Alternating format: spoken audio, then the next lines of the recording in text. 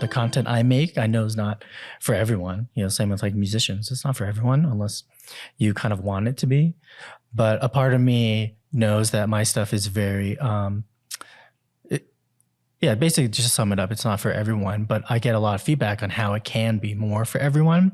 But a part of me always has this stance where it's like, if I'm expressing myself in whatever way that makes me happy, you're going to get feedback from people that aren't doing that. Yeah. But regardless, there's times where I know that like, I always have this, whenever I come to that place, then I always put my attention way too much on the outside opinions of other people. I always come to this place as like, you know what? When Beethoven and Mozart started writing their music, I bet you people are like, I think you write too many notes. I think you have too many notes in your music. But they wouldn't be who they are without those notes, without the way that they write. And so a part of me is like, no matter what or how complex what I'm doing, or it's forcing people to like maybe evolve with what I'm creating, I always come to that place where it's like, how awful would it be to be Beethoven, Mozart, to hear someone saying like, I think you need less notes. But also like you know, the person that said you wrote too many notes, did someone tell them that they wrote too many notes? Exactly. Like it comes from a place of like, what happened? Why? If it depends on the context of how they give you a note, right? If they give it to you negatively, you can automatically assume that that person's probably hurting. Yeah, projecting a trauma.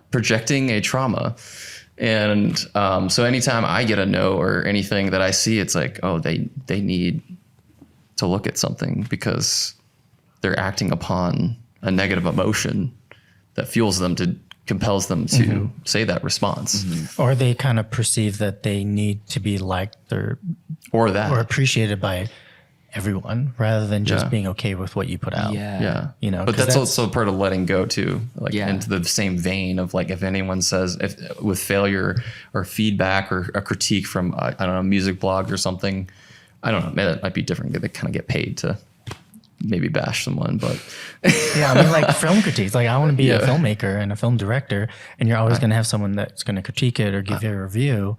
But the point is, those are the people who are not doing what you're doing. At this point, I'm just like happy and grateful to even make music. I am just so happy that I can even get it online and I've done it. Like that's enough for me to be satisfied and just keep going and just making great music and, you know, as best as I can do it. And I think for a while I didn't release it because I felt like it wasn't ready, like to like market it. And that's why I've had it for like 5 years and stuff like that. There was that fear of, if I put it out there, it's just gonna be crickets. But with new technologies and, you know, new, sort of features and social media and stuff like that. I mean, it's a bigger fish every day, a bigger pond every day. But the ease and technology is definitely helping.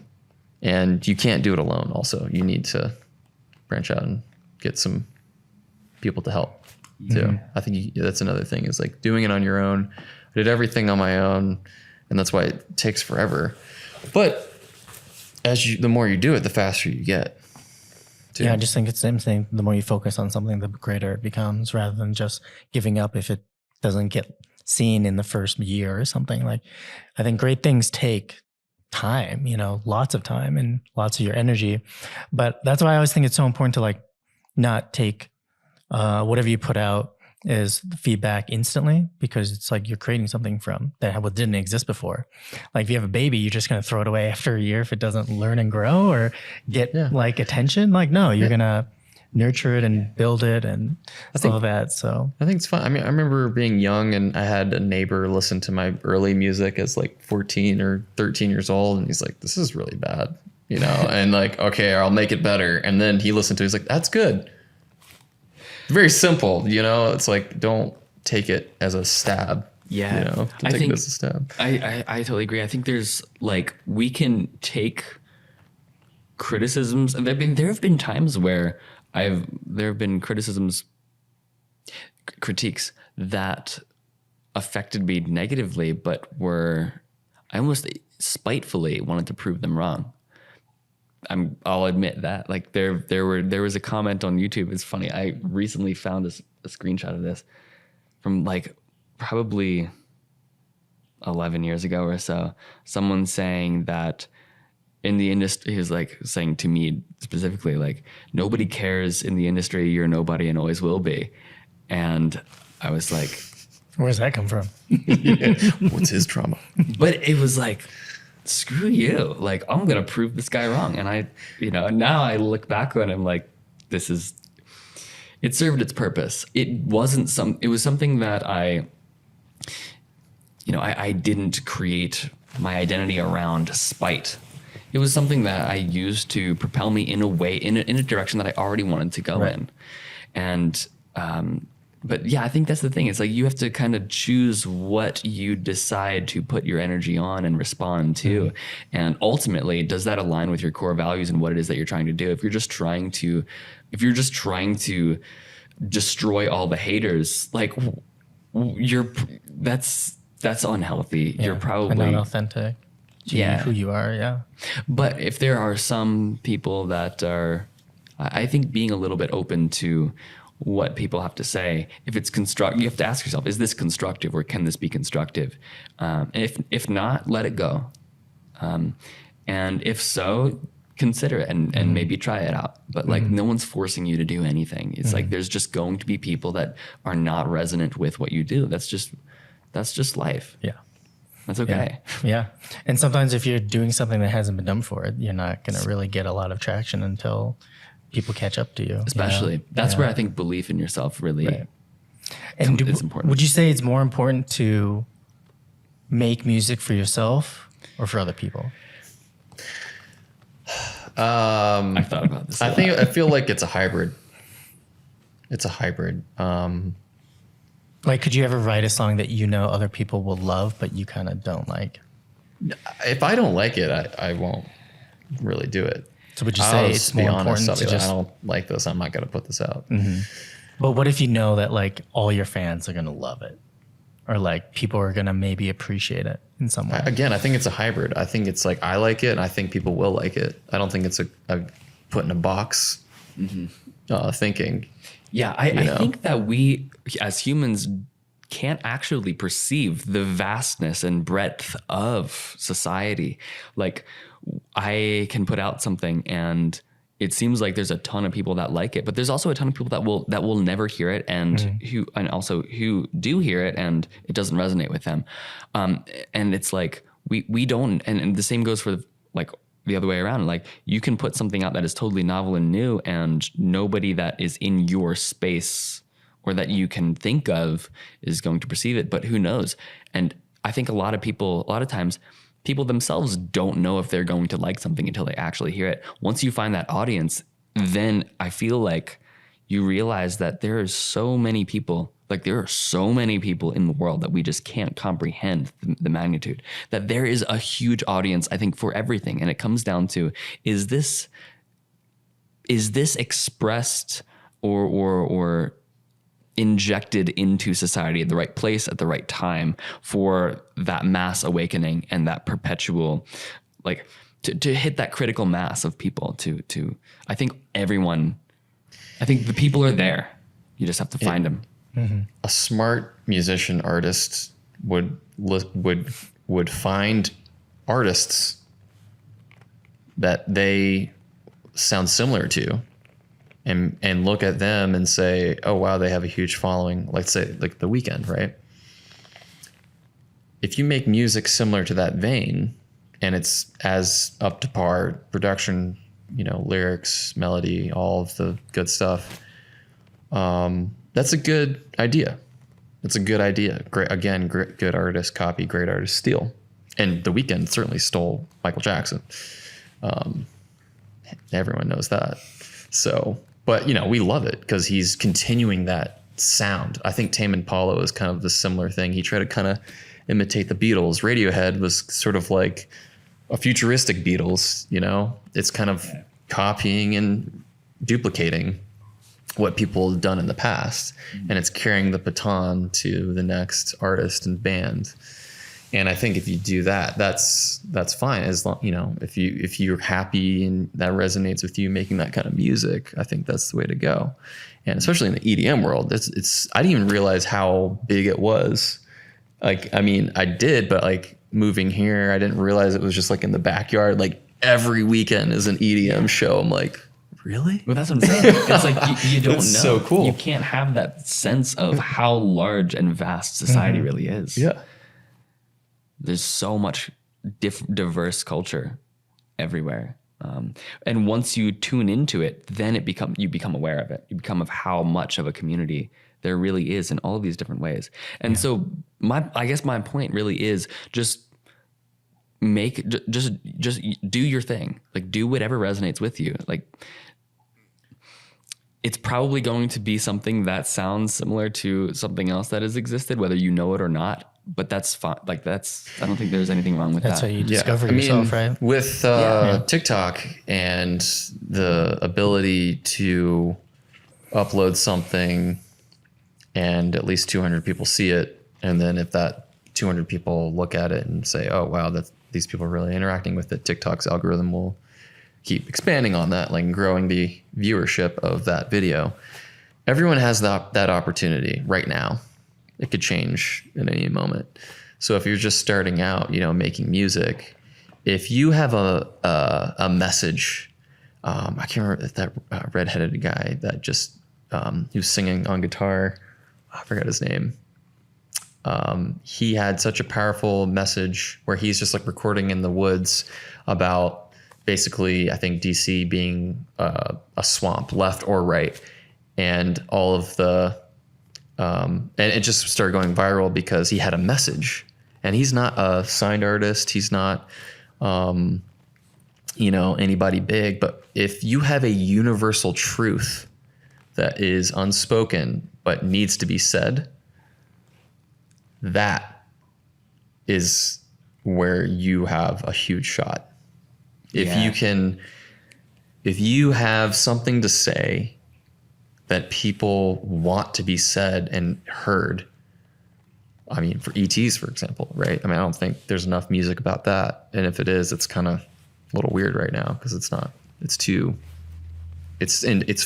It's forming right now, I think. We'll start to see more artists talk about these type of taboo conversations, at least mainstream wise. Mm-hmm. But yeah, I mean, you have a shot. You have a shot. More than ever. Can you describe or talk about like where you are now with your music and then where it's headed? I feel like I've been so scattered, it's kind of hard to even know. Well, yeah, that's kind of where I've been at. I've been pretty scattered. I mean, I'm like wrapping up this album, or I wrapped up this album and I released it. That's out. And I think the next thing is just trying to feel what the next thing is. I mean, I'm still kind of like, in a way, in shock and still processing that like this is done. Like I'm over the peak. Mm-hmm. It's been released, and now I'm just experiencing the aftermath and the ripple effects of mm-hmm. that. And it's been amazing. Mm-hmm. Like, feedback has been great. And I'm going to go on tour. But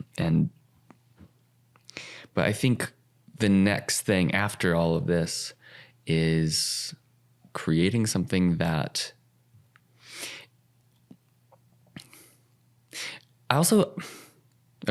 creating something that is a story that is kind of like a beacon or a totem for myself. When I feel lost, I can come back to this authentic, cohesive body of work that I have yet to complete, and have it be something that brings me back to the present and brings me back to my truer nature, like my higher self. And hopefully that is something that resonates with other people. My intention isn't, and this goes back to your original question, it's like, do you create music for yourself or for other people? I feel like, in a way, yes, it is a combination. I feel like it's important to create with the intention to communicate, whether it is to communicate with yourself or with others. But I think it's important to create art with the intention of it being, of when it is heard or when it is seen, that it communicates something. I think if you go full on one direction, like if you're just creating for the sake of pleasing other people, I mean, I feel like a lot of pop music, it's formulated for that. It's algorithmic and it favors algorithms. It's something that resonates with people, but like for me, I don't feel like I could. It would feel like it would feel disingenuous. I would feel empty, kind of gross. I've tried ghost producing before, and that's a horrible feeling afterwards. It's like I'm getting credit for something that I did, or I'm not getting credit for something that I did. But also on the flip side, if you are just making music for yourself, it's like, I don't care. This is going to be the most weird esoteric thing. And if people don't understand, if nobody likes it, they don't understand it. Like, I don't care because I'm making it for me. I feel like there's probably something else there, like a defense mechanism there that is preventing you from actually being okay with being vulnerable to the fact that people aren't resonating with it. And so you're kind of keeping yourself in a bubble. I think ultimately maybe who am I to say? If people like doing that, then that's fine. But I think if you want to express something that, it's important to consider, is this communicating something to myself, or is what it is that I'm feeling in the creation of this something that can translate? And I think that really just comes down to, like I said, like not judging it or not overthinking it. I think naturally we are compelled to express for the sake of communication and for the sake of unifying and connecting with other people. Right. I think that's a natural state of ours that we just need to let go of all the other things to allow to happen. For sure. What about you, Adam? Where I'm at right now is I'm just started. I have just started. I started 5 years ago, but no, I just released a single. Do you wanna take a through the galaxy? Do you wanna get high? 'Cause I like to have freebie. You can check it out everywhere: Spotify, iTunes, Apple Music. I have a whole album that I've had for a long time that I'm really happy to finally get out there. And for the future, is just continuing to make singles, just continue to collaborate with more artists, which I think is such a cool thing that I just didn't have awareness of like this type of new kind of music community, especially in the EDM world, is really inspiring to see more cross collaboration and like remixes and stuff. Like being in Nashville and being in a rock band, alt rock band, it was just like, it's more competitive. It's more self-centered. We're a better band than that band. I didn't think that way, but I think, it was competition, right? Especially in Nashville, it's like everybody's competing to get people to, it was impossible to get people at the shows. Whereas here, I come here and it's just a beautiful community. So I'm looking forward to joining a community of musicians and like-minded individuals that want to create art, and work together and create beautiful music and art. But yeah, I cross kind of different genres with synthwave and R&B and EDM. I have some EDM songs that will be following this album. I already have 20 song ideas that are greatly fleshed out, and I'm excited to share that once this album's out. And so good. I just want to say that. I'm excited for you. I can't wait to just continue to publish music, just to continue that process. Cause it's just been, I felt stuck. I felt very like I'm not doing this, and I'm in another reality of this is the way society kind of pushes you, and it's been great. But I think this other path of creative freedom is one that I have to revisit and finish the work. And I never stopped. It just never got published. Right. So I'm excited just to continue that work and have fun and not have any restrictive mindsets at all, and letting it go and just trying to polish it until you feel it's ready. Yeah. Well, thank you guys. Thanks for joining in. Both of you, like, after getting to know you guys, super inspiring, super motivational. And like, I'm so excited to be a part of your guys' journey and seeing where you end up going, or just like being in the moment with you guys, like enjoying the first show I went to with you and Emma. I was like, fuck, this is amazing. And not knowing really anything about you, you know, like That's the coolest. So, and like at you, Adam, just knowing like you before kind of this new alter ego, or this like developing project that you've been, you know, like I feel like tediously working on, like trying to work out every angle before you do it. But now you're kind of seeing the less angles, the better, or just like letting it go. So I'm really excited to see where that goes, because I feel like I've seen that kind of shift for you. So I'm super pumped, and I'm just thankful to and grateful to know you guys. So yeah, and also thank you for your manifestation meditations. I think that greatly helped keep my mindset on this project. So I thank you. And I thank you for helping me with video work and all the projects ahead that we can collaborate on. And yeah, I'm excited to hopefully collaborate with you at some point. Oh, for sure. Yeah, absolutely. And yeah, like just I think, again, going back to the community part, I think that's the most fun part, is when we can all give each other a different creative piece of art. And I think that's the best part. It's working together, having fun. Yeah, man.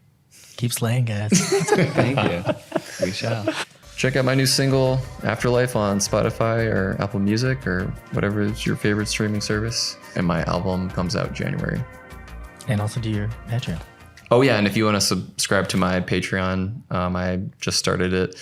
You can see behind the scenes there, all the work that I do to make it happen. Again, I kind of write, mix, produce, sing, do everything for this project. I shoot my own video for it. So every little dollar helps, counts, and greatly appreciate that if you want to support me in that project. Otherwise, you can check out my music online at kosmonicmusic.com. Yeah.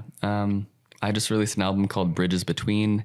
You can check that out. It's out on all platforms, Spotify, YouTube, Apple Music, etc. I also do music production tutorials and courses. You can check all that stuff out at au5music.com. Dope, guys. Thank you again.